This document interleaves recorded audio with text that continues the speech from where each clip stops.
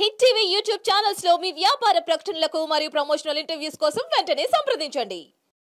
తెలంగాణ ప్రభుత్వం వల్ల రుణమాఫీ కోసం మార్గదర్శకాలను విడుదల చేస్తూ ఆదేశాలను జారీ చేసింది.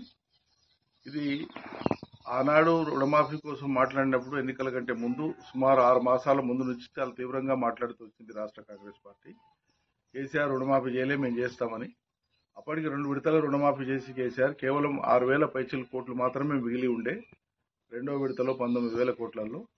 కానీ దానికే నానా గగ్గోలు చేసి మేము వస్తే తక్షణం అమలైపోతుంది, ప్రభుత్వం ఏర్పడిన వెంటనే రుణమాఫీ మొత్తం చేస్తాం, అందరు రైతులకు చేస్తాం, చివరికి డిసెంబర్ 9 నాడు రాగానే మొదటి పని అదే చేస్తామని చెప్పి మాట్లాడిన విషయం రాష్ట్ర రైతులందరికీ తెలుసు, ప్రజానికానికి అంతా తెలుసు.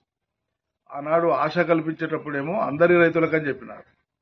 ఈ రోజేమో కొందరి రైతులకే ఇవ్వడం కోసము మార్గదర్శకాల పేరు మీద మార్గదర్శకాలలో రైతుల ఏరివేత కోసం రాష్ట్ర ప్రభుత్వం పన్నాగం పన్నుతా ఉంది. ఇది అత్యంత దుర్మార్గమైన హేయమైనటువంటి చర్య. రైతులకు మీరిచ్చిన మాట రుణమాఫీ రైతులు కోరలే, మీరిచ్చిన మాట మీరు నిలబెట్టుకోవడం కోసం వాళ్ళు ఇన్ని మాటలు మారుస్తున్నారు, నాలుక మడతేసి మాట్లాడుతున్నారు. చెప్పింది ఒకటి, అలా చేస్తున్నది ఒకటి. మీరు చెప్పింది ఏంటి? మొత్తం ఇస్తాం, కేసీఆర్ ఇవ్వంగా మిగిలింది ఏముందో అది ఇస్తాము, మళ్ళీ ఇప్పుడు మీరు తీసుకోండి, అర్జెంటుగా తీసుకోండి, అందరికి ఇస్తామన్నారు.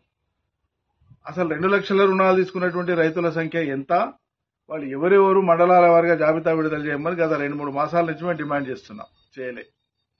మరి ఈ సింగారం కోసము 7 నెలలు ఎందుకు ఊరించినట్లు? ఇదేదో డిసెంబర్ 9 నాడు అప్పుడే చేసింటే అయిపోవు కదా. 7 నెలలు రైతాంగాన్ని ఎందుకు ఆశల పల్లకిలో ఊరేగించినారు? వచ్చేస్తుంది మీకు, వచ్చేస్తుంది, అగొచ్చేస్తుంది అని చెప్పి ఊరిస్తుంది. చాలా పెద్ద పెద్ద మాటలు మాట్లాడుతుంది.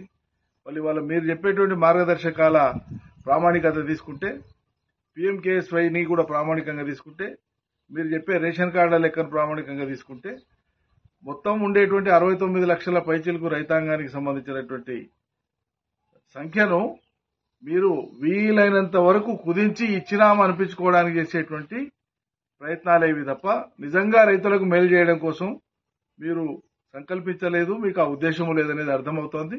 మేము ఈ మాట చెప్తూనే వస్తున్నాం వరుసగా. ప్రజలకు కూడా అర్థం కావాలి, రైతులకు కూడా అర్థం కావాలి. మరి వాళ్ళ రైతులు కూడా అర్థం చేసుకుంటారు రాష్ట్ర ప్రభుత్వం యొక్క నీతిని. సరైనటువంటి సమయంలో రైతులు ఏ రకంగా స్పందించాలో ఆ రకంగా స్పందిస్తారని చెప్పి నేను అనుకుంటున్నాను. హిట్ టీవీ యాప్ ని డౌన్లోడ్ చేసుకోండి. ఇందులో short news, live news, entertainment movies అన్ని అవైలబుల్ గా ఉన్నాయి. Please download hit TV app. Hit TV app ని ఫ్రీగా డౌన్లోడ్ చేసుకోండి.